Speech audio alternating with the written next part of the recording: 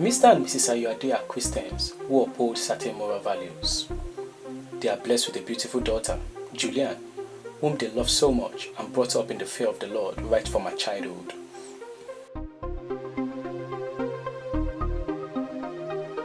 Money was never a problem to the family, as Mr. Ayoade works with an oil firm.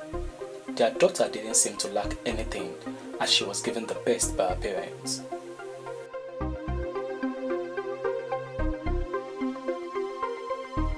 Julian just returned from school with her friend Tolu, who happens to be the daughter of a family friend who relocated to the States a year back. Mrs. Ayoade was very happy to see her daughter finish her final exams.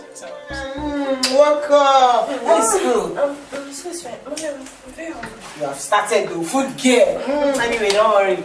I have something nice for you. Okay. Have yourself in vacation. So how are you? I'm fine. Mom, how are you? I'm fine, You're dear. looking good. Thank you. You too. Thank you. How's your study? I'm doing well. Thank you, ma. Welcome, my dear.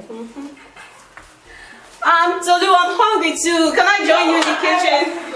Ah, this girl, you never stop. Food girls. Julian, what is your problem? I mean, what are you thinking? A week after their homecoming, Mrs. Ayoade overheard both girls quarreling and exchanging words. Just as she came in from a party, she had to look threatening to tell her Julian's secret if she failed to drop her newfound eccentricity, and also said she would never support her being a lesbian. Support you? What are you saying? For God's sake, we're talking about homosexuality here. Well, if you can't support me, then leave me alone. Where are you going to? I bet your mom will hear of this.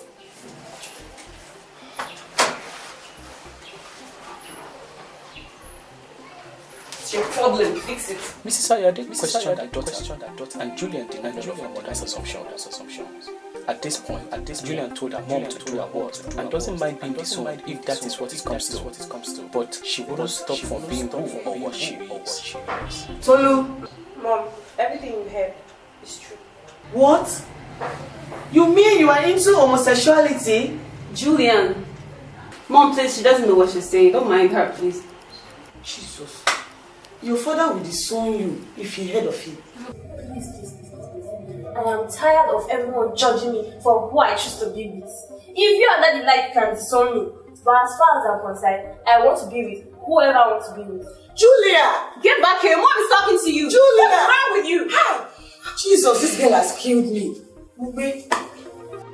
Disoriented by her daughter's unethical attitude, she sought their pastor's help, who claimed that there is a spiritual undertone to the problem, and his resolution was that Julian urgently needed prayer and deliverance. She really does. But I must emphasize this.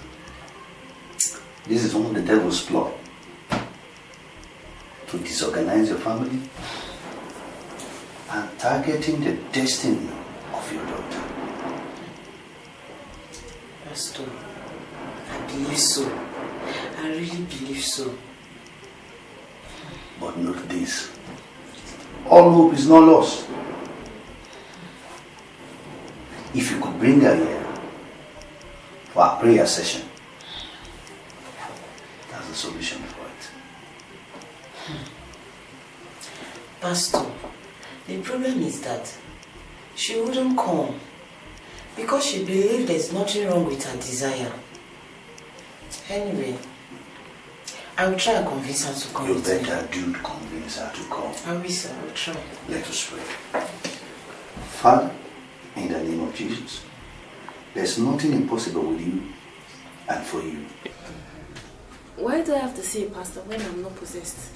Mrs. Ayoade tried her best to convince her daughter to visit the pastor, but Julian would have none of it, claiming that she isn't possessed and doesn't need prayers. And I know what's good for me, so please just leave me. I can't leave you. You are my only child, for Christ's sake. Please, honey. Please. You need to see the pastor, please. Mrs. Ayoade is tired and frustrated as all her efforts to curb her daughter's nasty habit is turning abortive. Hello, honey. Hello, Jerry. How are you today? I'm fine, and you? Good. I'll be home next week. You mean next week? Yes, honey. Her most disturbing fear at the moment is her husband. She can't begin to imagine his reaction to Julian's newfound flair for lesbianism when he comes home from the street. What she's certain of, however, is that he will undoubtedly blame her as a bad mother who is unable to train her daughter right, and he will most likely disown Julian.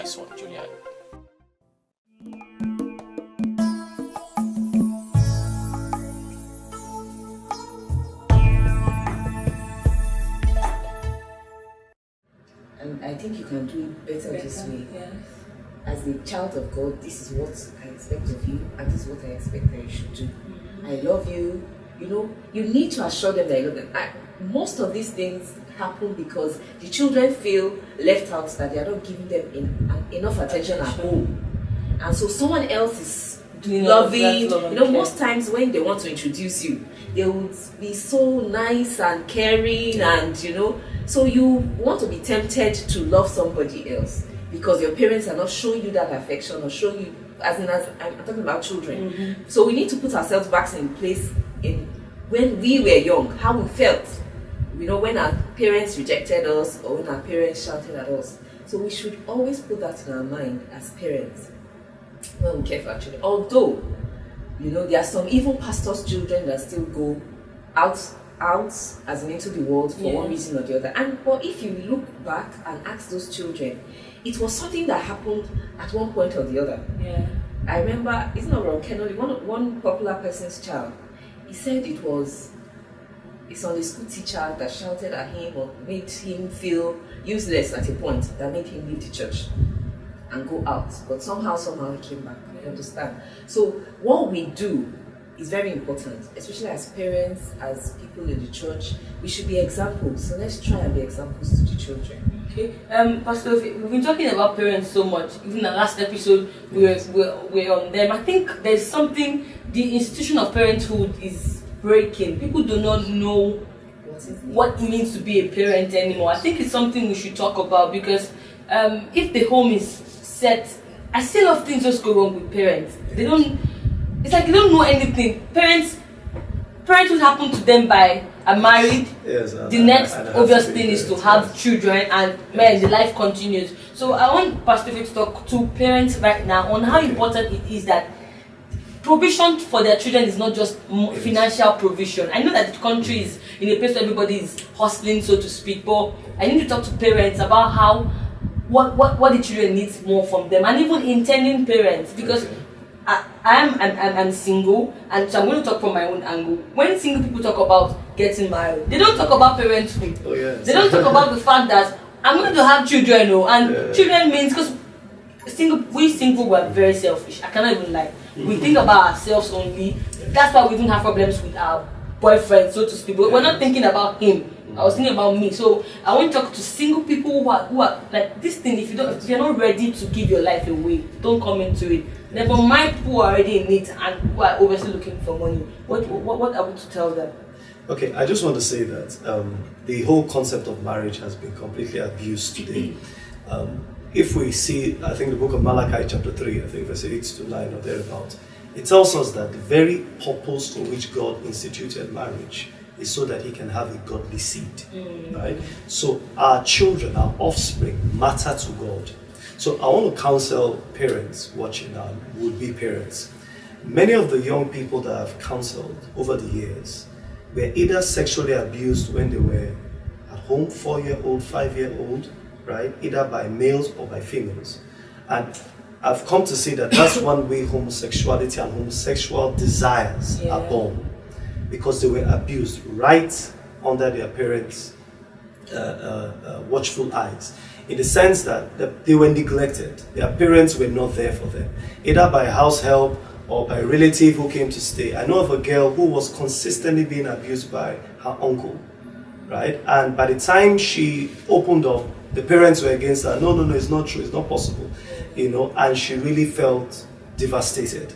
So parents, watch your children, right? It's very important you understand that God wants you to raise a godly seed. You need to make time for them. You need to understand their desires, their wants, you need their concerns, their fears. And from an early age, start educating them concerning how to overcome these things. And for those who are Christians, it makes it even better, teach them from the Bible how to be a Christian, how to live the life. Many of these children are simply seeking for acceptance. And wherever they can find it, they will give themselves to it. So if they find that acceptance from their homes, from their parents, from an early age, it becomes easy for them to overcome some of these hustles, because it's a battleground out there. Our children are being bombarded in schools from friends, from social media, from movies, and they don't know how to process these things. And so we're seeing children grow up now confused. They cannot relate with life on the basis of what we try to show them from the Bible. And that's how atheism and different things are coming up today. You see children will tell you that there's no God, and they are not ready to believe because of the things that they've been getting. So watch your children. Mind what you feed them with. Mind what they, feed them with spiritually. Mind what they watch. Be careful to instruct them concerning how to have friends, how to make friends, the kind of friends to have, the kind of places to go, the kind of things to do and not to do. Those things will grow a long way in helping your children become what God wants them to be. Thank you very much, Pastor Fim. So long that I know that you have a contentment view of hustle and financial gratification. Please, can we hear that view? The Bible says that contentment is great gain. That means you need to.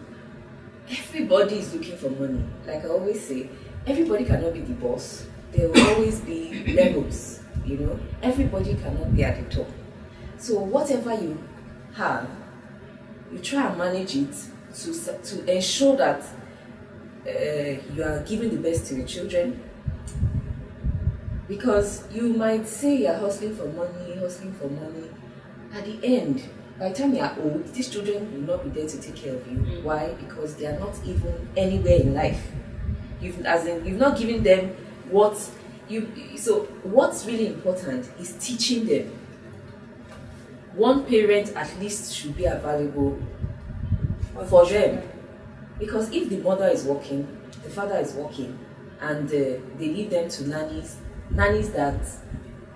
can never train them the way you want to train them. True. So you might go to work and come back and see certain things, or because that's the only option you have, you think you have. It's not as if that's. We need to plan our lives. That is why even before you get married, you plan. Okay, who will stay at home? I know couples that is the lady working and the man is home with the kids. Depending on Nigeria's job situation, economy, But if the woman has a better paying job, then the guy can stay and manage children. But if it's the other way around, then a parent should be available to those children, because nobody can bring them up the way you want to bring your children up. That is if you have an idea of you actually want their children to be. So it would be good if one parent is available to guide whoever is available, that is help. That is a help. It's not the main person. Because if you leave them for those people, what those people have is what they will give to them. But you as a parent, if you want your children to make it, some people might not have much, but when they sit down, they are happy because their children are standing at the top. You understand? So because so many wealthy people, their children are nowhere, as in nothing to write at home about, because you're not available to bring them up when you're young. So it's very important that at the early age of a child, a parent is available. Somewhere at 15, when they are off to school, you can do whatever you want to do with yourself. Okay. Now, what is so wrong about homosexuality? Because 5 years ago, 10 years ago, we could see the physical harm that homosexuality did, and we could say that homosexuals didn't end up becoming good people in life. That's not true anymore. I mean, we have homosexuals that are stars, that are Hollywood is never making it better. They're everywhere and they're coming out. Look at the transgender woman, Kathleen Jenner, that was formerly Bruce Jenner, yes, and she has a reality show now. She's bagging billions of dollars, not naira, and a lot of African families, parents, the only way they know how to correct their children is to say, if you do this is what will happen to you. If you do this is what will happen to you. But we can't use that skill anymore because people are even, pregnancy is not even an issue anymore. I have a friend that did a master's in abroad. She just came back, and then the next she's getting married soon. She told me that she had to take an implant for so she doesn't get pregnant. An implant. Yes. I mean, she's having sex outside of marriage. Yes. Because I was even telling her, don't get when you get pregnant, when you get married, don't get pregnant this year. Calm down first. You guys are still young. She said, I'm never getting pregnant now. I already have an implant. I'm like, wow. So there's no like negative that they can see anymore. So what are we going to be telling our children that this is why you should not be an homosexual? Or you would answer the question once you come back on the break. Thank you very much. Don't go anywhere. You're watching Decisions.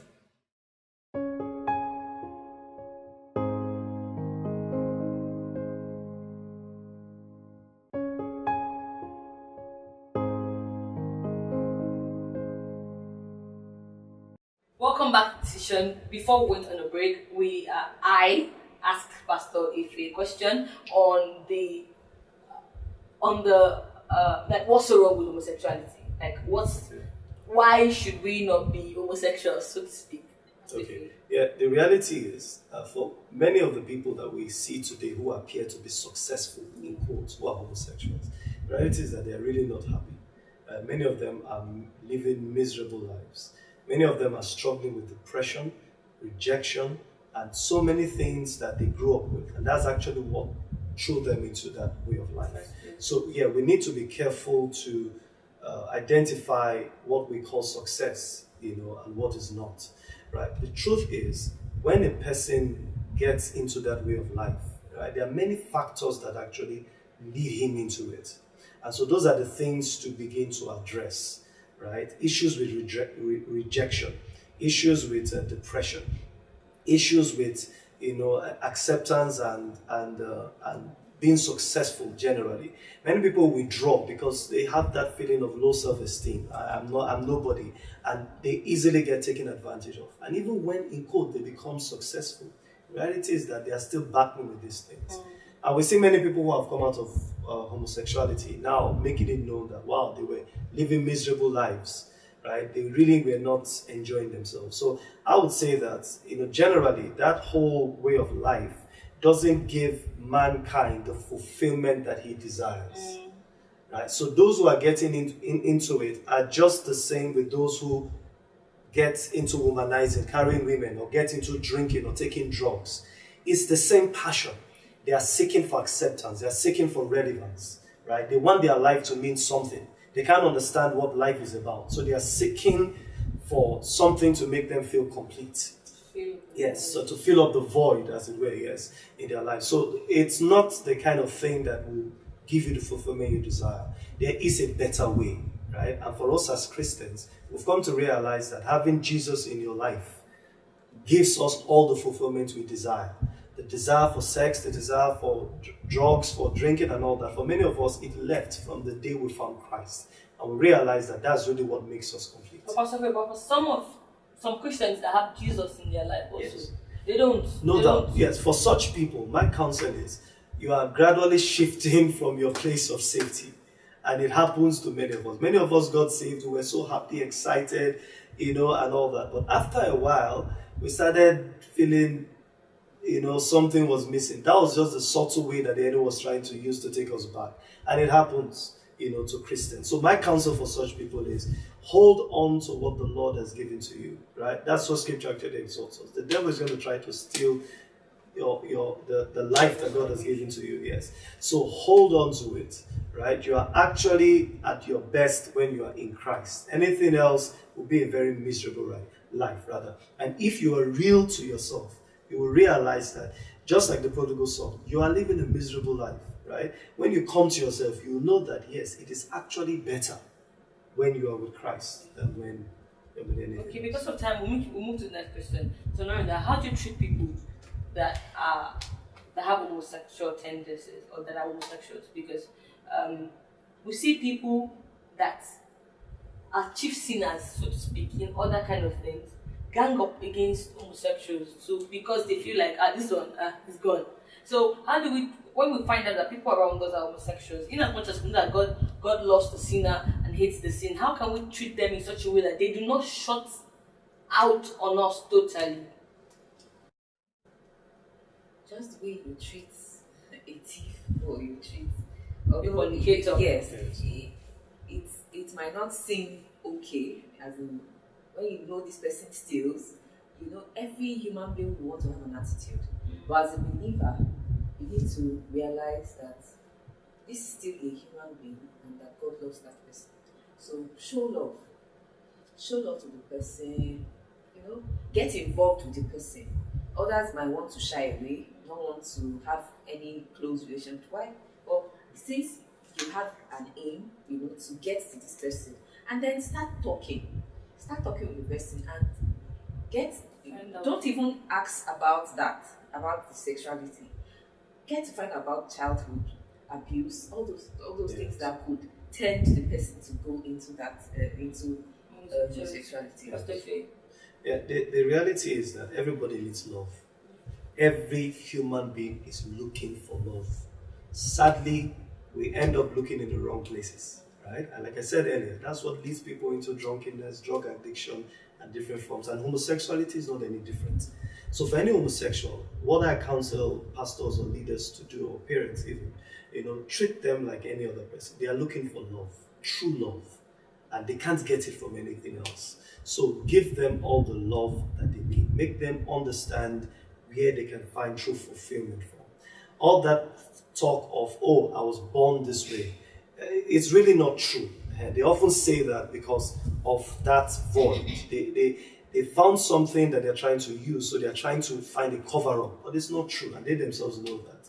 Right? So let's understand where the problem really is. These people, they're seeking for love, they're seeking for acceptance, and coming with the judgment rod of God doesn't help matters. It only drives them way more. So what to do is help them to understand what really the issue is. Make them see that, oh, what you are going through is no different from what the drug addict is going through. It's like it's the same passion. We all are looking for love. There is a better way to get this issue resolved, and that is with Christ. Okay, a final question, which is a 2-in-1 question. How do we help this woman with her daughter that she just found her daughter is lesbian? And I'm sure that's like, how do we help a lot of mothers out there who are beginning to find out that their children are not straight, so to speak? Yes. And then, yeah, that's the one question. The other is, how do we help homosexuals genuinely come out of it? I think it's the same question, but let's just narrow it down to this woman in question. Okay. Yeah, for this woman, my counsel would be, in as much as, yes, we often feel that, our fathers will just beat the child and all that. You know, this girl is already grown up. She's already a graduate. And so it's the kind of thing where both parents have to come together and agree and sit her down and talk with her, right? She basically needs to be reasoned with at this level. She doesn't want to go to the pastor. She doesn't say her problem as spiritual, even though it is, right? So what the parents need to do is first sit this child down and try to understand what really is happening to you. How did this start? You know, how can we help you? Understanding the natural passions of people and what they are seeking for. Begin to address it. Show her love. Make her feel, you know, accepted. Probably she was sexually abused at an early age by another lady, you know, or one thing or the other led to it. So it's never too late to now start to do what is right. And so for her, I would suggest that she gets her husband involved. And if the husband doesn't understand, get the pastor involved to counsel the husband, so that they can all be on the same page and lovingly help the daughter come out of it. One thing definitely not to do is to just leave her and tell, assume that, okay, well, that's her life, let her live that way. That would be a very wrong way to address the issue. She needs help, right? And we need to be ready to give her that help no matter what is required. Definitely a lot of prayers need to be done, you know, for her, to help her, you know, come out of it. But it will be a lot faster if we give her the love, show her the love that she's really seeking for. Okay, and we should give her time the way we would give an alcoholic. Oh yes. Time. The way rehabilitation. Yes. Exactly the same. We need to give her time, show her love, even her faults that you usually scold, don't scold at this time. Just leave her. Love her when she makes mistakes. Love her with the mistakes. At this point, she just needs love and to draw her back, close by her back. Ask her questions about everything. I guess the mom missed it out somewhere. That's why she didn't know, she didn't pick it, because as a mother, when your child is going to school, you ask questions. I'm sure there was a missing part. There was a gap somewhere. That's why the mom didn't pick it before now. Okay, so she should make up the space. And at this point, the girl might even want to run out of the house. She's done with school. But show love. Just show love. Keep showing love. Keep praying. I know people that just run out of the house. They don't see them for years. All you can do is pray. Or they decide to leave the house and go and stay with their partners. Keep showing them love. How are you? Call them on a daily basis. You don't have to insist. You must come back to this house. All those extremes. Just cut them off. Just leave because the child or the person is now an adult. He claims to be an adult. So allow the person, but just show love and pray. Especially. Okay, that's all we can take for today's on today's program. You could reach out to us, you know that already, or if you didn't know, you can reach out to us. Them personally, their contacts are being displayed on the screen now or over here in the studio. Finally, there's someone that would, if you really want to learn more about this, there's someone that would ask that you check out on. She was an homosexual, but she's married now. She has a baby, a child, a daughter, and she has another baby coming. Her name is Jackie Hill Perry. Jackie as in Jackie Hill, Hill, and Perry, Perry.